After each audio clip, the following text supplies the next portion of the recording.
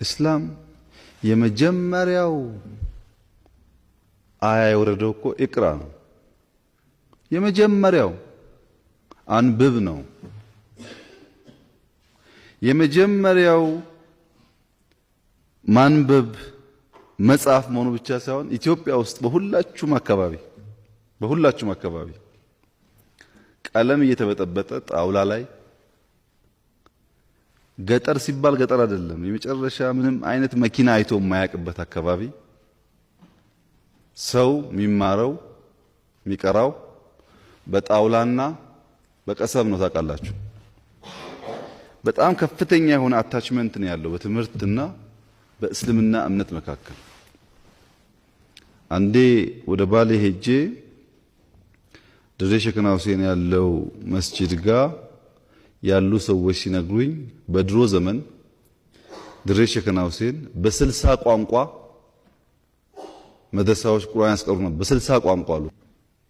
ቋንቋ ሳይወስናችሁ ባህል ሳይወስናችሁ በሄዳችሁበት ሁሉ ነብዩ መሐመድ ሰለላሁ ዐለይሂ ወሰለም ጀግና ሰው ማለት ሰውን ገድሎ በቁጥጥር ስር ያዋለ ሰው ሳይሆን ጀግና ማለት በተናደደ ጊዜ ራሱንና ንዴቱን መቆጣጠር የቻለ ነው በማለት ሰብር የማድረግን ታላቅነት አስተምረዋል። ሰላም አለይኩም ወራህመቱላሂ ወበረካቱ። ሰላም እንዴት ናችሁ? እስጋ ጥያቄ ያለን መልስ። ሁሰን ከክርስትና እና ከእስልምና ማን ነው ቀድሞ የመጣ ይላል። እንግዲህ ክርስትናና እስልምናን ማወዳደር ስህተት ነው። ስህተት ነው ያልኩበት ምክንያት ምንድነው? እስልምናን ስናይ ጊዜ ፈጣሪ የደነገገው ሃይማኖት ነው ለነብያት ሁሉ። ክርስትና ግን ፈጣሪ የደነገገው ሃይማኖት አይደለም። ነብያትም የደነገጉት አይደለም። ነብያትም የሰበኩት አይደለም። እስልምና ግን ፈጣሪ የደነገገው ነው። ነብያት ሁሉ የኖሩበትና የሰበኩት ሃይማኖት ነው። ለዚህ ማስረጃ አምላክ አላህ Subhanahu Wa Ta'ala ራሱ ለነብያት የደነገገው ሃይማኖት እንደሆነ ሲናገር ምን አለ? በሱራ ሹራ ላይ شرع لكم من الدين ما وصى به نوحا والذي أوحينا إليك وما وصينا به إبراهيم وموسى وعيسى ይላል። እነሆ ይሄን እስልምናን ሃይማኖት ደነገግኩላችሁ ከዚህ በፊት ለአብርሃም ለኖህ ለሙሴና ለመሲሁ ደንግጌው የነበረውን ሃይማኖት ይላል። ስለዚህ ራሱን የደነገገው ለነብያት ደንግጎላቸው የነበረው ሃይማኖት ነው። ነብያቶች የኖሩበትና የሰበኩት ሃይማኖት ነው። በሌላ ቦታ ላይ አምላክ አላህ Subhanahu Wa Ta'ala ራሱ ሲናገር ምን አለ? ኢነ الدين عند الله الاسلام ይላል። ከእኔ ከአምላካችሁ ከአላህ ዘንድ ትክክለኛ ሃይማኖት እስልምና ብቻ ነው ይላል። በሌላ ቦታ ላይ ምን ይላል? ወረዲቱ ለኩም الاسلام ዲና ይላል። እስልምናን ሃይማኖትን ብቻ ወደድኩላችሁ እያለ ይናገራል። ራሱ ፈጣሪ የደነገገው ሃይማኖት ነው ለነብያት። በሱረቱል ሐጅ መጨረሻው አንቀጽ ላይ ምን ይላል? ወጃሂዱ ፊላሂ ሐቀ ጂሃዲሂ ወጅተባኩም ወማ ጀዐለ ዐለይኩም ፊዲን ሚን ሐረጅ ሚለተ አቢኩም ኢብራሂም ወሰማኩሙል ሙስሊሚን ይላል። ራሱ አምላክ አላህ Subhanahu Wa Ta'ala የደነገገው ሃይማኖት ከተናገረ በኋላ ይህ መንገድ እስልምና የአባታችሁ የአብርሃም መንገድ ነው እያለ ይናገራል። ለነ አብርሃም ለነ ሙሴ ለነ መሲሁ ሰጥቷቸው የነበረው ብቸኛው መለኮታዊ ሃይማኖት ነው። ይህ መሆኑ ከታወቀ ነብያቶች ራሳቸው እስልምናን ላይ እንደነበሩ እስልምናን እንደሰበኩ የሚገልጹ አናቅጾችን በርካታ አሉ። ለምሳሌ በሱራ አሊ ኢምራን ላይ ምን ይላል? ማ ካነ ኢብራሂሙ የሁዲያን ወላ ነስራንያን ወላኪን ካነ ሐኒፈን ሙስሊማ ወለም የኩን ሚነል ሙሽሪኪን ይላል። አብርሃም አይሁድ አልነበረም፣ ክርስቲያንም አልነበረም፣ በአላህ ላይ አጋሪም አልነበረም፣ ነገር ግን በእርሱ ትእዛዝ ላይ ቀጥ ያለ ሙስሊም ነበር ይላል። ልክ እንደሁ ያዕቆብ ምን ይላል? ወያዕቁብ ያ በኒየ ኢነላህ አስጠፋ ለኩም الدين فلا تموتن الا وانتم مسلمون ይላል። ልጆቼ ሆይ እነሆ አምላካችሁ አላህ አንድ ሃይማኖትን መርጦላችኋል፣ እስልምናን፣ አደራ ሙስሊሞች ሳትሆኑ እንዳትሞቱ አላቸው ይላል። ከያዕቆብ ልጆች መካከል ዮሴፍ ሙስሊም ነበር። ተወፈኒ ሙስሊመን ወአልሂቅኒ ቢሷሊሒን ይላል። አደራ አምላክ አላህ ሙስሊም አድርገህ ግደለኝ ከደጋጎችም አስጠጋኝ በቀጣዩ ዓለም እያለ ይናገራል። ሐዋርያቶች ሙስሊሞች ነበሩ። ወኢዝ አውሐይቱ ኢለል ሐዋርይይን አን አሚኑ ቢ ወቢረሱሊ ቃሉ አመና ወሽሀድ ቢአንና ሙስሊሙን ይላል። ወደ ሐዋርያቶችም የትእዛዝ ቃሌን ባስተላለፍኩ ጊዜ ይላል አምላክ አላህ። በማን በኩል? በመሲሁ በኩል። ምን የሚል ትእዛዝ ነው የተላለፈላቸው? አን አሚኑ ቢ ወቢረሱሊ የሚል በእኔ በአምላካችሁ በአላህ እመኑ፣ በላኩላችሁ መልእክተኛና ነብይም እመኑ አላቸው። ከዚያ በኋላ ቃሉ አመና አምነናል አሉ። ወሽሀድ ቢአንና ሙስሊሙን እኛ ሙስሊሞች መሆናችንን መስክርም አሉ ይላል። ሙስሊሞች መሆናቸውን ሐዋርያቶች ሁለት ቦታ በግልጽ ራሳቸው የተናገሩበት አለ እና ይህ ነው እና ስለዚህ ከአምላክ ዘንድ እውቅና የተሰጠው ሃይማኖት ነው። አምላክ ራሱ ለነብያት የደነገገው ነብያቶች የሰበኩበትና የኖሩበት ሃይማኖት ነው። ወደ ክርስትና ስንመጣ ግን መጽሐፍ ቅዱስ ላይ ራሱ ላይ እግዚአብሔር ክርስትና የሚባልን ሃይማኖት ደንግጓል ለነብያቶች የሚል የለም። ታውቃላችሁ አይደል? ክርስትና የሚባልን እምነት ተከተሉ ብሎ በፍጹም አላዘዛቸውም። ነብያቶችም ክርስትና ላይ ሰዎች እንዲኖሩ አልሰበኩም፣ ወይም ሰዎች ክርስቲያን እንዲሆኑ አልሰበኩም። ስለዚህ ከአምላክም ዘንድ ከነብያቶችም ዘንድ እውቅና የሌለው ሃይማኖት ነው። ታውቃላችሁ የሐዋርያት ሥራ ምዕራፍ 11 ቁጥር 36 ላይ ደቀ መዛሙርቱም ለመጀመሪያ ጊዜ በአንጾኪያ ክርስቲያን ተባሉ ይላል። በዛም ደቀ መዛሙርት የሚላቸው ኢየሱስ ክርስቶስ ከመረጣቸው ከ12 መካከል እንኳን አይደሉም፣ ጳውሎስና በርናባስን ነው እንደዛ እያለ ያለው። ተባሉ የሚለው ራሱ ከአምላክ ዘንድ አይደለም፣ ሰዎች ናቸው። ስለዚህ ሰዎች ያወጡት ሃይማኖት ነው። ኢየሱስ ክርስቶስ ካረገ በኋላ በአንጾኪያ ላይ ሰዎች ክርስቲያን እንደተባሉ ነው የሚገልጸው ሁሉ ማለት ነው። እና ያ ነው ከአምላክ ዘንድ እውቅና የለውም። ነቢያቶች እውቅናን አልሰጡትም። እስልምና ጋር ስንመጣ ግን አምላክ ራሱ እውቅና ሰጥቶት የደነገፍኩት ሃይማኖት ነው ለቀደምት ነቢያት እያለ ቃል በቃል ይናገራል። ልክ እንዲሁ ደግሞ ነቢያቶችም ወደዚህ ሃይማኖት ሙስሊሞች ሁኑ እያሉ እንደሰበኩ እናያለን። መጽሐፍ ቅዱስ ላይ እግዚአብሔር የትኛውን ቦታ ላይ ክርስቲያን ሁኑ ብሎ ነቢያትን አላዘዘም። ነቢያቶችም ህዝቦቻቸውን ክርስቲያን ሁኑ አላሏቸውም። ይህን ይመስላል እና ወደዚህ ወደ ቀደምት ነቢያት ወደ ነበሩበት መንገድ እንጠራቸዋለን። ندعوكم إلى الإسلام الله بقرآن لا لأنتم ترى أدركوا وقل للذين أوتوا الكتاب والأميين أأسلمتم إلى محمد هو لأن الزال يهودنا لكريستيانو تسلموا بلاچو إلى فإن أسلموا فقد اهتدوا كسلموا برقتم كأنهم قدانا تمروا إلى وإن تولوا فإنما عليك البلاغ بك قالوا قرب أنت لا يالبه قديتا مدرس بتشانو لاچو هنا السلام عليكم السلام عليكم ورحمة الله وبركاته السلام عليكم አንዲት ክርስቲያን ወገናችን እዚህ ጋር ጥያቄ ትጠይቃለች፣ እንመልስላት። ሙስሊሞች በትህትና መልሱልኝ፣ ነብዩ መሐመድ ሰለላሁ ዐለይሂ ወሰለም ጀነት መሆናቸውን እንዴት አወቃቸው? ይሄ ጥያቄ በርካታ ክርስቲያኖች ጥያቄ ነው። እንዲሁም ሰባኪዎቻቸውን ተሰማቸው ከሆነ ወዴት እንደሚሄድ መሐመድ አያውቅም፣ እናንተንም ወዴት እንደምትሄዱ በቀጣዩ ዓለም የጀነት የሆነ ጀሃነም አያውቅም ይሏቸው። ዛሬ መልሱን አዳምጡ። ነብዩ ሰለላሁ ዐለይሂ ወሰለም ወዴት እንደሚሄዱ በደንብ ያውቃሉ። አምላክ አላህ ሱብሓነሁ ወተዓላ ነግሯቸዋል፣ ራሳቸው ነግረውናል። ሐዲስ ላይ ነብያችን ሰለላሁ ዐለይሂ ወሰለም ወዴት እንደሚሄዱ ሲናገሩ ምን አሉ? አነ አወሉ መን የድኹሉል ጀና የውመል ቂያማ አሉ። የትንሣኤ ቀን መጀመሪያ ገነት የሚገባው እኔ ነኝ ብለው ተናግረዋል። ያ ብቻ አይደለም፣ የትንሣኤ ቀን መጀመሪያ ገነትን ማስከፍታት እኔ ነኝ ብለው ቃል በቃል ተናግረዋል። ቃለ ነብዩ ሰለላሁ ዐለይሂ ወሰለም آتي إلى باب الجنة يوم القيامة فأستفتح له فيقول الخازن من أنت؟ فأقول أنا محمد، فيقول أمرت أن لا أفتح الجنة إلا بك يا محمد، ثم يفتح له، ثم يكون أول من يدخل الجنة عليه الصلاة والسلام. النبي صلى الله عليه وسلم من هذا الحديث لا يتنسى كان ولا جنة بر أني هذا له ينالو يجنة بر أني أسكف تثاله بلو قال بقال تناقروا يجنة أباك وملاكم ማን አንተ ብሎ ይጠይቃል። እኔ ሙሐመድ ነኝ እለዋለሁ። ከዛም መልአኩ ምን ይላል? ሙሐመድ ሆይ ከአንተ በፊት ለሌላ ለማንም ለአንድም ሰው እንዳልከፍት ታዝዤ አንተን እስክትመጣ እየጠበቅኩ ነው ይላቸዋል። ከዛም ይከፍታል። ስለዚህ ነብዩ ሰለላሁ ዐለይሂ ወሰለም መጀመሪያ ገነትን የሚያስከፍቱት እርሳቸው ናቸው። ያለ እርሳቸው ገነት አትከፈትም። ቃል በቃል ይሄን ተናግረዋል። የመጀመሪያ ገነት ገቢም እርሳቸው እንደሆኑ ተናግረዋል። ስለናንተ እስከተባለ የመጀመሪያዎቹ ትውልዶች የገነት ገቢኛ እንደሆነም ነግረውናል። ነብዩ ሰለላሁ ዐለይሂ ወሰለም ሲናገሩ ሐዲስ ላይ ምን አሉ? ነሕኑ አልአኺሩነ አሳቢቁን አሉ። እኛ ኋለኞቹና ፊተኞቹ ነን አሉ። ምን ማለት ነው? ወደዚህ ዓለም በመምጣት ኋለኞቹ ነን እኛ አሉ። ገብታችኋል አይደል?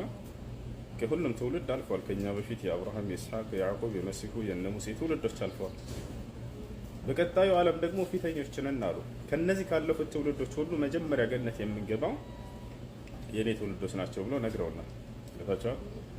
ይህ ነው ነቢያችን ሰለላሁ ዐለይሂ ወሰለም ይህ በጥቅል የተናገሩት ነው። በተናጥል አከሌ ገነትና አከሌ ገነት ነህ እያሉ የነገሯቸው በርካታ ሰሃቦች አሏቸው። አቡበክር ፊል ጀና፣ ዑመር ፊል ጀና፣ ዑስማን ፊል ጀና፣ ዓሊ ፊል ጀና፣ ጠልሓ ፊል ጀና፣ እንዲህ እያሉ ቢላል ፊል ጀና፣ አቡ ዑበይዳ ብን አልጀራህ ፊል ጀና፣ አብዱራህማን ብን ዐውፍ ፊል ጀና፣ ሰዕዱ ፊል ጀና፣ ወሰዒዱ ፊል ጀና፣ አብዱራህማን ብን ዐውፍ ፊል ጀና። እነዚህ ሁሉ አከሌ ገነት ነህ ገነት ነህ እያሉ በምድር ላይ ያሉ በህይወት እያሉ ያበሰሯቸው ናቸው። ስለዚህ በተናጥል ወዴት እንደሚሄዱ ትውልዶቻቸው በደንብ አድርገው ያውቁ ነበር። ለናሙናነት ያክል የተናገሯቸው አሉ። በጥቅልም እንዲሁ ወዴትና መቼ እንደምንገባ ገነት የነገሩትን ሁሉ አለ። ቅድም እንደነገርኳችሁ ማለት ነው። ይህ ነው። ሌላው የትንሣኤ ቀን። የትንሣኤ ቀን የገነት ሰዎች ወደ ገነት ግቡ ከተባሉ በኋላ ሆነ ገነትን ሄደው የሚያስከፍትላቸው ነብይ ይፈልጋሉ ሙስሊሞች አማኞች። ገነት ዝም ብሎ ዘው ተብሎ የሚገባበት ዓለም ስላልሆነ ማለት ነው። ከዚያ አዳምን ይጠይቁታል፣ አንተ ገነትን አስከፍትልን ብለው ወደ ኑህ ጋር ይልካቸዋል። ከዚያ ኑህ ወደ አብርሃም ጋር፣ አብርሃም ወደ ሙሴ ጋር፣ ሙሴ ወደ መሲሁ ጋር ይልካቸዋል። መሲሁ ቃል በቃል ምን ይላል? ኢዝሀቡ ኢላ ሙሐመድ ሰለላሁ ዐለይሂ ወሰለም ይላቸዋል። ወደ ሙሐመድ ሰለላሁ ዐለይሂ ወሰለም ጋር ሂዱ፣ እርሱ ነው ገነትን የሚያስከፍተው ይላቸዋል። ትውልድ ሁሉ እንዳለ ወደ ነብዩ ሰለላሁ ዐለይሂ ወሰለም ጋር ይመጣሉ። ነብዩ ሰለላሁ ዐለይሂ ወሰለም ሂደው ገነትን ያስከፍቱላቸዋል። መጀመሪያ እርሳቸውና የእርሳቸው ተከታዮች ትውልዶቻቸው ይገባሉ። ከዚያ ሁሉም ነብያት እርሱና ካመኑለት ከትውልዶቹ እነዛን እየያዘ ወደ ገነት ይገባል ማለት ነው። ይህን ይመስላል። አሰላሙ አለይኩም ወረሕመቱላሂ ወበረካቱህ።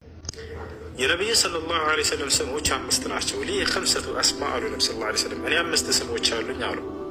አነ ሙሐመድ ወአነ አሕመድ ወአነ አልማሒ ወአነ አልሓሽር ወአነ አልዓቂብ አሉ። እኔ ሙሐመድ ነኝ፣ እኔ አሕመድ ነኝ፣ እኔ ማሒ ነኝ፣ እኔ ሓሽር ነኝ፣ እኔ ዓቂብ ነኝ አሉ። ምን ማለት ነው? የትርጉሞቻቸው ስሞቻቸው ዝም ብሎ ስም ብቻ እንዳይመስላችሁ፣ ከማንነታቸው ጋር የተያያዘ ነው፣ ከምንነታቸው ጋር የተያያዘ ነው። ሌላው ሰው ግን እንደዛ ላይ ሆን ይችላል። ለምሳሌ ሐሰን ልትባል ትችላለህ፣ ጥሩ ነህ፣ ነገር ግን መጥፎ ልትሆን ትችላለህ። ነቢ ሰለላሁ ዐለይሂ ወሰለም ግን ስማቸው ከማንነታቸው ጋር የተያያዘ ነው። አሁን ወደ ትርጉማቸው እንምጣና ዒሳ ለምን አሕመድ የሚለውን መረጠ ወደሚለው እንመጣለን። ዒሳ ለምን አሕመድ የሚለውን መረጠ ወደሚለው እንመጣለን። እኔ ሙሐመድ ነኝ ያሉ ነቢ ሰለላሁ ዐለይሂ ወሰለም። ሙሐመድ ማለት መስጉኑ ማለት ነው፣ መስጉኑ ማለት ነው። ይህን ስም ነቢዩ ሰለላሁ ዐለይሂ ወሰለም የተሰየሙበት ፍጥረታት ሁሉ ስለሚያመሰግኗቸው ነው። አማኞች ሁሉ ዛሬ በምድር ላይ የእርሳቸውን መልካምነት ስለሚያውቁ ያመሰግኗቸዋል። ከሃዲያኖች ደግሞ የትንሣኤ ቀን አብረው ከአማኞች ጋር ያመሰግኗቸዋል። ቦታቸዋል። ለምድር የሚያመሰግኗቸው ከተባለ ከሃዲያኖች የዛኔ ለ50 ሺህ ዓመት ፀሐይ ለስንዝር ያክል ቀርቧቸው ለ50 ሺህ ዓመት በአንድ ሜዳ ላይ ከቆሙ በኋላ ከዚያ ሁሉ ስቃይና መከራ አማልደው ነቢ ሰለላሁ ዐለይሂ ወሰለም ስለሚገላግሏቸው ምርጃው ጀነት እንዲገቡ ምናምን አይደለም፣ ፍርድ እንዲጀመር ዘንድ ማለት ነው። ከዚያ ከምንቆምበት እባክህን እንደው አማልድን ሙሐመድ ብለው ወደ እርሳቸው ይመጣሉ ሰለላሁ ዐለይሂ ወሰለም። የዛኔ አምላክ አላህ ሆይ ፍርድ እንጀምርላቸው ብለው አላህን ይለምኑላቸዋል። ፍርድ ይጀምራል። ስለዚህ ከዚያ ከባድ የመቆም ጊዜ ስለገላገሏቸው ያመሰግኗቸዋል። ለዚህም አላህ በቁርአን ላይ ሲናገር ወሚነ ሌይሊ ፈተሐጀድ ቢሂ ናፊለተን ለከ ዐሳ አየብዐሰከ ረቡከ መቃመን መሕሙዳ ይላል። ሙሐመድ ሆይ በዚህ በቁርአን በሌሊት ክፍለ ጊዜ ቁመህ ለእኔ ስገድ በዚህ ይላቸዋል። የምትመሰገንበትንም ስፍራ ላስነሳህ የትንሣኤ ቀን ቃል ገብቼልሃለሁ ብሏቸዋል። የዛኔ የሸፋዓቱል ዑዝማ አው ሸፋዓቱል ኩብራ ታላቁን ምልጃ በሚያደርጉ ጊዜ ነቢ ሰለላሁ ዐለይሂ ወሰለም አማኙም ከሃዲውም ቁሞ ያመሰግናቸዋል። ሙሐመድ የተባሉት ለዚህ ነው፣ ምስጉኑ ማለት ነው። ሊአነ አልኸላኢቅ ሰየሕመዱነሁ የውመል ቂያማ ሙእሚኒም ወኢንሲም ካፊሪም ኢንሲም ወጅኒ፣ ሰዎችም ጅኖችም አማኙም ከሃዲውም ቁሞ የዛኔ ያመሰግኗቸዋል። ስለዚህ ማን ተባሉ? ሙሐመድ የተባሉት ከዚህ አንጻር ነው። ሌላኛው መጠሪያቸው ምንድን ነው ከተባለ አሕመድ አሕመድ ማለት ነው አመስጋኙ ማለት ነው። አመስጋኙ ለምን በዚህ ተጠሩ? አመስጋኙ ማለት ከማንም ፍጥረት በላይ አምላኩን ያመሰገነ ማለት ነው። ይዟቸዋል። አሕመድ ከማንም ፍጥረት በላይ አምላኩን ያመሰገነ አምላኩን የተገዛ ማለት ነው። ለዚህ ነው ዒሳ ዓለይሂ ሰላም አሕመድ የሚለውን የመረጠው። ሙሐመድ ከሚለውና አሕመድ ከሚለው የትኛው እንደሚበልጥ አሁን ላስረዳቸው። ሙሐመድ የሚለው መጠሪያቸው ፍጥረታት ሁሉ እርሳቸውን የሚያመሰግንባቸው የሆነ ስማቸው ሲሆን፣ አሕመድ የሚለው መጠሪያቸው ደግሞ ፈጣሪን ከማንም በላይ ያመሰግኑበት መጠሪያቸው ነው። ታዲያ ፍጥረታት ከሚያመሰግንባቸው ማንነትና ፈጣሪን አመስግናችሁ ከተጎናጸፋችሁት ስም የትኛው ይበልጣል? ልጆች አያችሁ አይደል? ዒሳ የትኛውን መረጠ? ፍጥረት ከሚያመሰግንባቸው ስማቸው ይልቅ ከሁሉም በላይ ፈጣሪን አመስግነው የተጎናጸፉትን ስማቸውን አሕመድ ይመጣል ከኔ በኋላ ላይ ከማናችንም በላይ አምላኩን የሚያመሰግነው ወደፊት ይመጣል ሙሐመድ እያላቸው ነው። ያሰላም ከማንም በላይ ፈጣሪውን ያመሰግነው ሙሐመድ ከእኔ በኋላ ይመጣል አለ። ያሰላም እስሙሁ አሕመድ። ሌሎች ስማቸውን የጨረሳቸው ወአነ ልማሒ አሉ። እኔ ማሒ ነኝ አሉ። ወአነ ልማሒ እኔ ማሒ ነኝ ሊአነ አላህ የምሑ ብየ ልኸጣያ አሉ ወሽርክ። ማሒ ማለት አባሹ ማለት ነው። ምክንያቱም አላህ በእኔ ኃጢአትን ያብሳልና አሉ፣ ይደመስሳልና አሉ፣ ያጠፋልና አሉ። አያችሁ። ስለዚህ ህዝቡንም ከኃጢአቱ ያድናቸዋል። ይህ አዲስ ነገር አይደለም። ለነቢያት ለነቢ ሰለላሁ ዐለይሂ ወሰለም የተሰጠ መገለጫ ነው። ቅድም እንዳያችሁት ወይዘኪህም ብሏል። አብርሃም ምን አለ? ህዝቡንም ከኃጢአታቸው የሚያድናቸው የሆነ ነቢይ ላክ ብሎ ነቢ ሰለላሁ ዐለይሂ ወሰለም እንደላከ አላህ በቁርአን ላይ ይናገራል። ገብታችኋል? ወይዘኪህም ማለት ከኃጢአታቸውም ያጠራቸዋል ማለት ነው። ነቢ ሰለላሁ ዐለይሂ ወሰለም ማሒ ነኝ አሉ። ማሒ ማለት ኃጢአትን የሚደመስስና የሚያጠፋ ማለት ነው። አምላክ ነቢያቶችን የኃጢአት አጥፊ አድርጓቸዋል። በምድር ላይ እንዴት ነው የሚያጠፉት ከተባለ ስለ ጽድቅ በማስተማር የኃጢአትን ቆሻሻነት በማስተማር ለሰዎች ያንን ሲሰብኩ ጊዜ ሰው ኃጢአትን ሲርቅና ጽድቅን ሲያደርግ የዛኔ ያንን ክህደትና ኃጢአትን ከሰው አጠፉ፣ ደመሰሱ ማለት ነው። የሚምረው ግን አምላክ ነው። ልብ በሉ። እነሱ ይመራሉ እያልን አይደለም። ያንን ኃጢአት ግን እንዲጠፋ ያደርጉታል። በምድር የሰይጣንን አምልኮ እንዲጠፋ ያደርጉታል። እርሱን ተዋግተውት ኃጢአትን ተዋግተው አልማሒ ያሉት ከዚህ አንጻር ነው። ቀጥለው ምን አሉ? አነል ሐሽር አሉ። እኔ አስነሽው ነኝ አሉ፣ ቀስቃሽው ነኝ ማለት ነው። ሊአነ ናስ ዩሕሸሩነ ሚን ተሕቲ ቀደሚ የውም ልቅያማ አሉ። ራሳቸው ሲያብራሩት ይህን ስማቸውን። ምክንያቱም የትንሣኤ ቀን ሰዎች ከእኔ እግር ስር የሚቀሰቀሱ አሉ። አያችሁ። ነገር ግን እርሳቸው አስነሽ ናቸው፣ ቀስቃሽ ናቸው ብለን እኛ አምላክ ናቸው አንልም። በእኔ የሚያምን አስነሳዋለሁ ስላለ አምላክ ነው። አያስኬድም። እነዚህ ነቢያቶች ሁሉ ይገለጹበታል። የእርሳቸውን ነቢይነት አምኖ ከተቀበለ ሰውየው ከእነርሱ ጋር ይቀሰቀሳል ማለት ነው። ሌላ ነገር አይደለም። ነገር ግን ከሁሉ በፊት የመጀመሪያው የሚቀሰቀሱትና የሚነሱት ማን ናቸው ከተባለ ነቢ ሰለላሁ ዐለይሂ ወሰለም እኔ የመጀመሪያው ትንሣኤ ነኝ ነው ያሉት። እኔ ትንሣኤ ነኝ አይደለም ያሉት። ላ እኔ ትንሣኤ ነኝ፣ ይሄ ቀላል ነው። እኔ የመጀመሪያው ትንሣኤ ነኝ ነው ያሉት። የመጀመሪያ የሚለውን ጨምሩበት። ኢየሱስ ክርስቶስ እኔ ትንሣኤ ነኝ አለ አለ። ነቢ ሰለላሁ ዐለይሂ ወሰለም ከዚህ በላይ ምን አሉ? እኔ የመጀመሪያው ትንሣኤ ነኝ አሉ። አነ አወሉ መን ተንሸቁ ዐንሁ ልቀብሩ የውመ ልቅያማ አሉ። የትንሣኤ ቀን መጀመሪያ ቀብር ተከፍቶለት የምወጣው እኔ ነኝ አሉ። ያሺ ወአና አልሐሽር። መጨረሻ ላይ ምን አሉ? ወአና አልዓቂብ አሉ። እኔ ዓቂብ ነኝ። ዓቂብ ማለት ነው መደምደሚያው ማለት ነው፣ መጨረሻው ማለት ነው። ለምን በዚህ ተሰየሙ? የነቢያት ሁሉ መደምደሚያና መጨረሻ ስለሆኑ አላህ በቁርአን ላይ ሲናገር ማ ካነ ሙሐመዱን አባ አሐድ ምን ሪጃሊኩም ወላኪን ረሱለላህ ወኻተመ ነቢይን አለ። ሙሐመድ ግን የእኔ የአላህ መልእክተኛ የነቢያቶችን መደምደሚያና መጨረሻ ነው ብሎ ተናገረ። ነቢ ሰለላሁ ዐለይሂ ወሰለም አነ ኻተሙ ነቢይን ላ ነቢየ ባዕዲ አሉ። እኔ ነቢያት ሁሉ መደምደሚያና መጨረሻ ላይ ከኔ በኋላ ማንም ነቢይ የለም ብለው ተናገሩ። ስለዚህ አነ ልዓቂብ እኔ መጨረሻው እኔ መደምደሚያው ነኝ እያሉ የተናገሩት ስማቸውን ከዚህ አንጻር ነው ማለት ነው። ይህን ይመስላል።